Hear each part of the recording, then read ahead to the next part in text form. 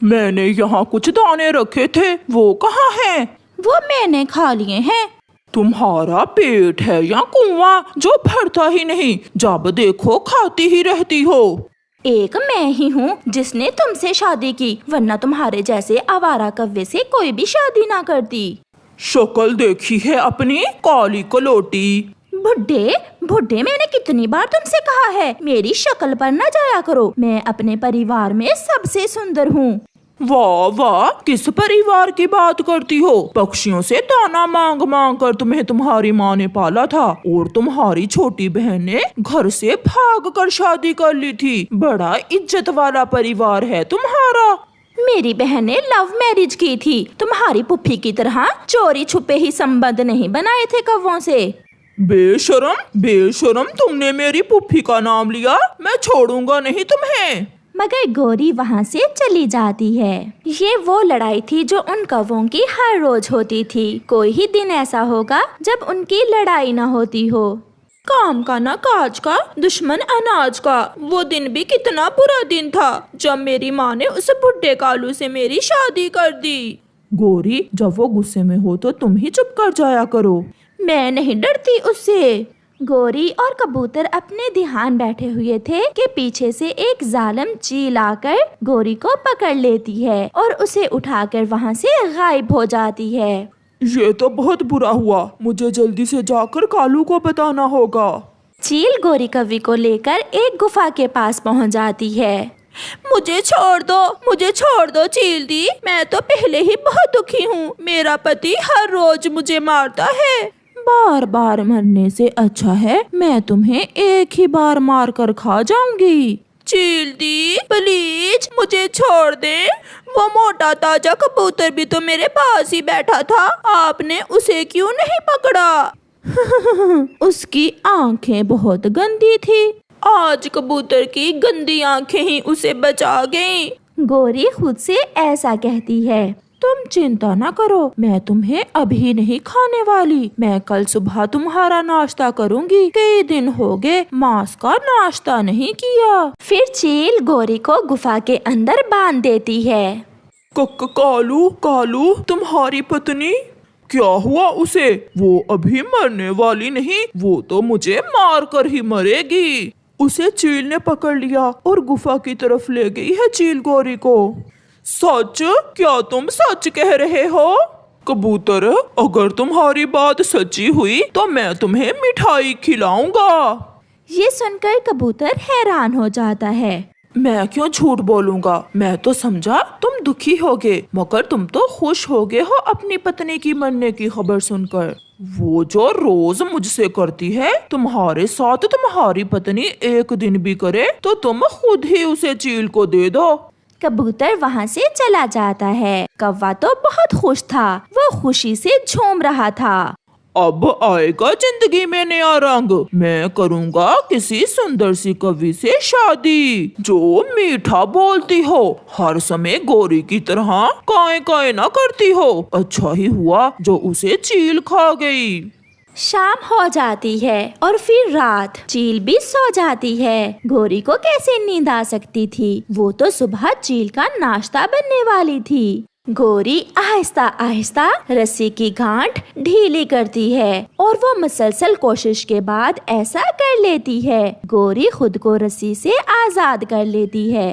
वो धीरे धीरे बाहर की तरफ बढ़ती है और जल्दी से गुफा के दरवाजे पर जाकर उड़ जाती है। वो बहुत तेजी से उड़ती है।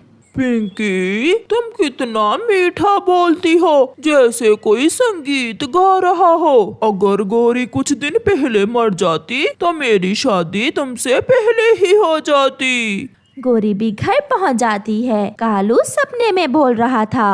अच्छा ही हुआ जो गौरी को चील ने खा लिया। अब मेरी शादी पिंकी से होगी, पिंकी से होगी मेरी शादी। बेशरम बुड्ढे कालू कव्वे, मैं जिंदा हूँ। गौरी की आवाज सुनकर कालू उठकर शोर मचाता है।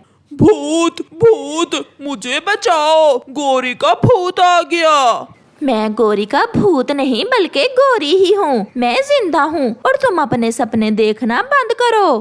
एक ही लम्हे में कालू कौवे के सारे सपने टूट जाते हैं और उन दोनों के बीच फिर से लड़ाई शुरू हो जाती है। किसान का बेटा दुकान से दूध लेने जा रहा था। वो अपनी दूध वाली बाल्टी कभी ऊपर करता तो कभी नीचे। वो दूध की दुकान पर पहुंच जाता है। मेरे 10 रुपए कहीं गिर गए। वो बच्चा रोने लग जाता है। जाओ बेटा, अपनी मम्मा से और पैसे ले आओ।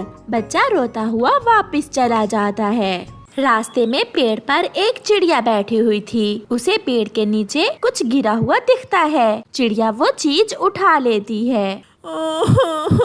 मेरे पैसे खो गए। कहीं ये चीज जो मुझे मिली है इस बच्चे की ना गिरी हो, इसीलिए तो ये बच्चा रो रहा है। छोटे इंसान के बच्चे, आप क्यों रो रहे हैं? मेरे पैसे गिर गए हैं। मैं दूध लेने जा रहा था कि मेरे पैसे गिर गए। देखें, मुझे कुछ मिला है, हो सकता है ये आपका हो। नहीं, ये तो 100 रुपए है। मेरे 10 रुपए गिरे हैं। ये पैसे मेरे नहीं हैं। आप मुझे बताओ कि 100 ज्यादा होता है या 10?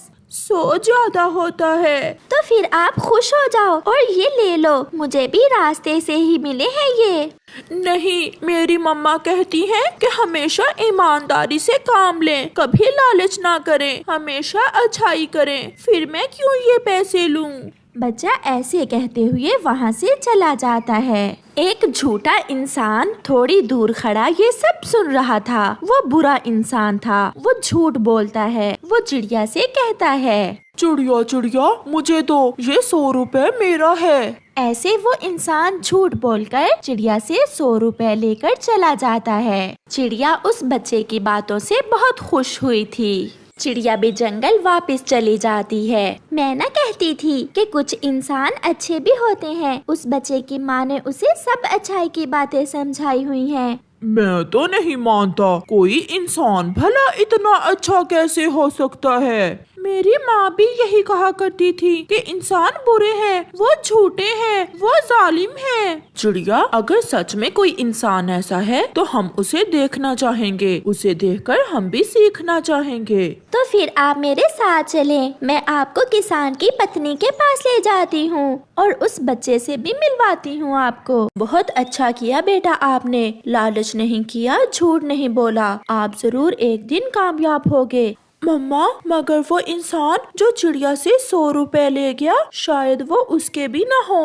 बेटा, दूसरों को देखकर उन जैसा ना बनो, बल्कि वही करो जो आपका दिल कहता है। हमेशा अपने दिल की मानो। चिड़िया भी अपने दोस्तों को साथ लेकर आ रही थी कि वो बुरा इंसान एक पेड़ के नीचे बैठा हुआ दारू पी रहा था। मुफ्त में दारू मिल गया। मैंने झूठ बोलकर चिड़िया से 100 रुपए ले लिया। बहुत मजा आया आज तो। चिड़िया उसकी बात सुनकर मुस्कुराती है और वो सब आगे बढ़ते हैं। माँ जी, ये मेरे दोस्त आपके बेटे से मिलने आए हैं। हम देखने आए हैं कि एक सच्चा इंसान कैसा होता है, एक अच्छा इंसान कैसा होता है। हमने तो यही सुना है कि इंसान बुरे होते हैं। किसान का बेटा भी आ जाता है। चिड़िया, आप कैसी हो? मैं भी आपसे मिलना चाहता था। पक्षियों, आपने सच कहा कि हम इंसान बहुत लालची हो गए हैं। हम छोटी छोटी बातों पर लालच करते हैं, थोड़े से फायदे के लिए दूसरों का बड़ा नुकसान करते हैं। मगर हम सब एक जैसे नहीं हैं। हम सब पक्षी भी वादा करते हैं कि हम भी हमेशा सच बोलेंगे, कभी झूठ नहीं बोलेंगे।